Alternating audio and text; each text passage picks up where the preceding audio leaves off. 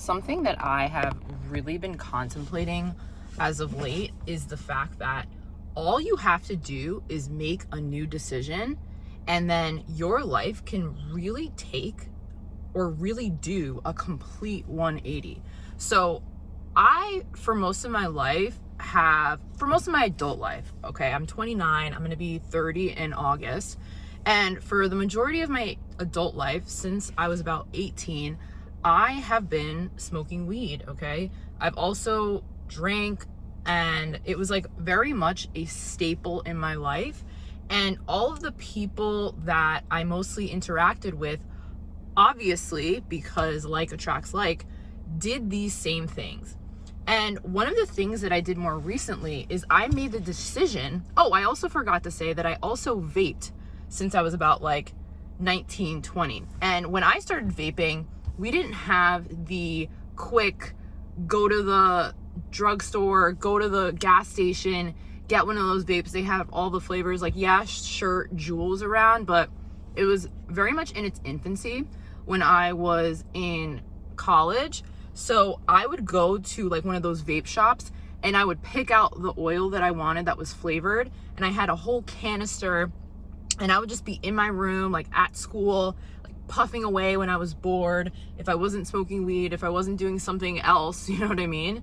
And I have realized over the years that, you know what, those things aren't healthy. That's not the kind of life that I want to live. I don't want to live my life being addicted to tobacco, being addicted to weed, being addicted to alcohol, because there's nothing there. And all of the people who do those things as well are not necessarily the types of people that I want to be around. Not to say that if you vape or if you smoke cigarettes, you're a horrible person, but it's really the lifestyle that you have when you do those things. That's not a lifestyle that I am consciously choosing to align with anymore. So the other day, I had this eureka moment where I realized, a few weeks back, probably about a month ago, I just on a whim made a decision that I don't vape anymore. Vaping is disgusting. I don't touch it. If I see anybody who's vaping, I'm not interested in it. And in fact, I actually don't even want that smoke near me. And it was so simple, okay, that I almost was kind of taken aback with how easy it was for me to stop vaping. All it was a decision, right? And I was done. Now when I look at vapes, I don't align with being someone who vapes. I don't align with someone who does that whatsoever, when for most of my adult life, I had been doing exactly that. Now, in the context of the eureka moment that I had over the weekend, I realized that whenever I do certain activities, whether it's having a casual drink on a Saturday or even after work sometimes, okay, because there are people in my familial circle who do have a lot of these bad habits. And I found that one of our major ways for actually connecting with each other, which is not so good, is that we do these things. And I had a moment where I realized, do I really want to connect with people through bad habits? Or would I rather open the door to connect with new people who have the habits that I'm instilling in my life right now that are healthy habits? So some of my healthy habits are me going to Soul Cycle on Saturday and Sunday, and I really freaking enjoy it, okay? That's me exercising. Me going on a walk in the evening. Me trying to get better at my sales job. Me up-leveling and thinking about how can I become the best version of myself. Those are the kind of people that I want to connect with. If I'm connecting with people based on things like we're going out all the time, we're smoking weed, we're drinking, we're talking about people and not talking about our goals and aspirations that we're going after, like, that's not the kind of life that I want to live. And in that eureka moment, I realized I have so much power to change my life just by deciding that I'm going to move differently. Just like you have so much power in your life by simply deciding that you are going to move differently in your life.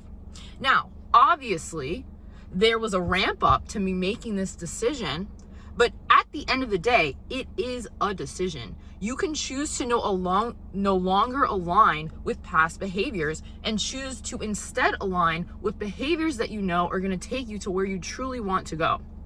And when I think about the major reason why I was taking so long to make this decision, it's because it's uncomfortable, all right? If people know you as one way your entire life, as you having this habit of you dropping everything and helping them, even if it goes against the things you need to do for yourself, you are battling against an old identity that you have that really wants to cling on to you. It really doesn't want to let you go, okay?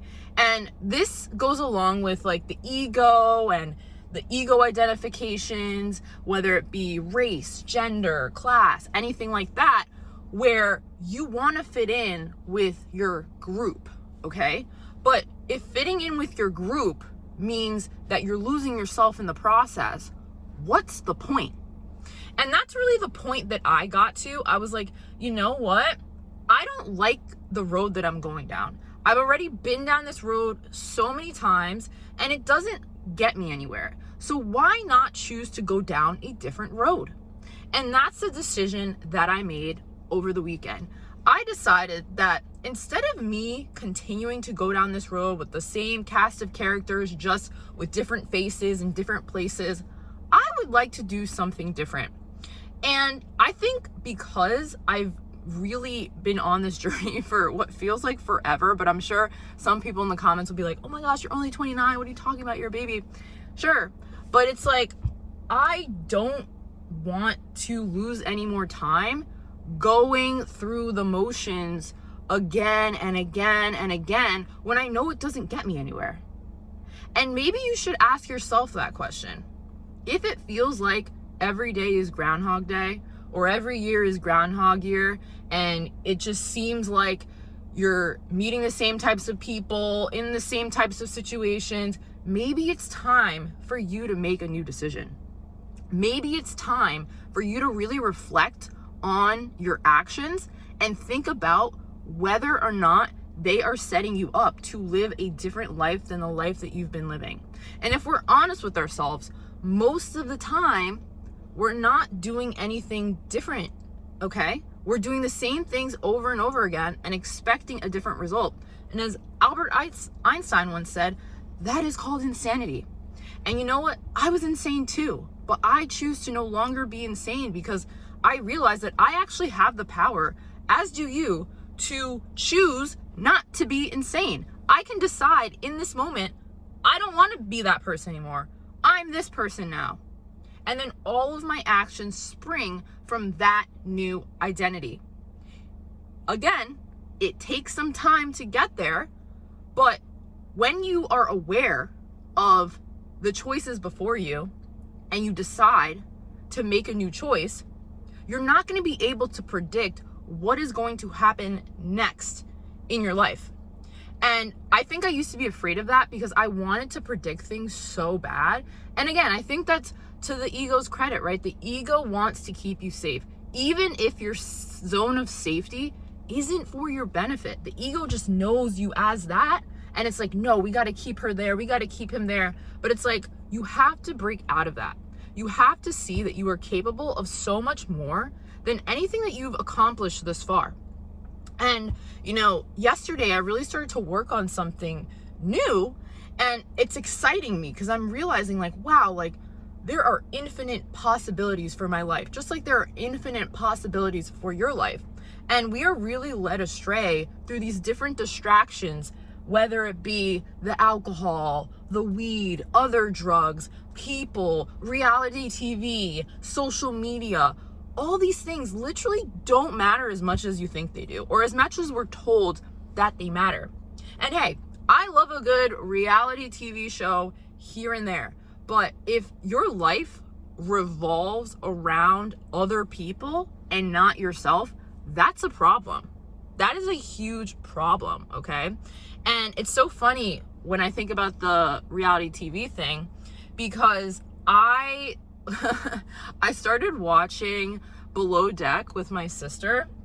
And then as I started to really like think about this idea and like get really excited about this idea and really plan for my work and want to go to bed early, want to wake up early, get in my workouts and all this stuff, I started to realize that I don't have enough time for all of these things. So something has to go, and it's not going to be my dreams and aspirations. It's going to have to be the BS that literally doesn't matter, but connects me to people on a level that I don't even care to connect with them on. And I don't think I'm better than anyone. I'm literally not. We all bleed the same blood. You and I, all right? We all came from a woman. We all breathe air, all right? We can't swim underwater and just become a fish. Like, we all have the capacity to become whatever it is that we truly want to become. But I think most people don't believe that. And I think I was one of those people who didn't believe that. But I also think there's an aspect of that where I was conditioned by my environment to believe in the isms, to believe in the limitations that have been talked about constantly. Oh, this is so expensive. Oh, this is so hard. Oh, this is that. And I almost like to reject when people say things like that, because I'm like, sure, it might be hard for you. It might seem impossible to you, but I don't view myself that way. You know, it might take a little bit longer, might take a little more effort, but aren't you worth that effort? In the word impossible is I am possible, right? So anything is possible if you allow it to be, but you have to decide that it is possible for you. And I think to get to that place takes a lot of faith, and you also have to almost separate yourself from everyone else, because if you follow the masses are going to lead you to a place that is not so great, right? In order to live an extraordinary life, you have to be extraordinary, right? You can't be like the rest. You can't do things like the rest. You have to be willing to put in the work, and you have to be willing to let go of those distractions that most people entertain on a daily basis. And when you start to do that, when you make that decision, it feels a bit weird, you know, and I'm going through that right now, and it is a bit odd. I won't lie, because I'm not necessarily sharing with people what I'm doing, just like I'm not even fully sharing with you what I'm doing. But I am recognizing that, hey, like if I'm sitting at the counter and people are around, instead of me being fully tapped into whatever conversation that's a lot of times nonsense, I'm working on something and trying to figure out, how do I make this idea work? You know, who do I need to talk to? What do I need to learn in order for this to become a reality? And having that mindset shift is literally the key to unlocking the door that your dreams are behind. So if you like this video, like, comment, and subscribe.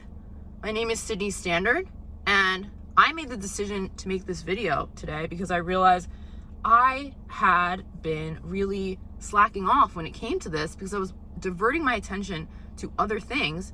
But when I realized that I could easily just decide to start making these videos and being consistent with it, it really changed everything for me. So we'll see where this goes. But until next time, I will see you all. Bye.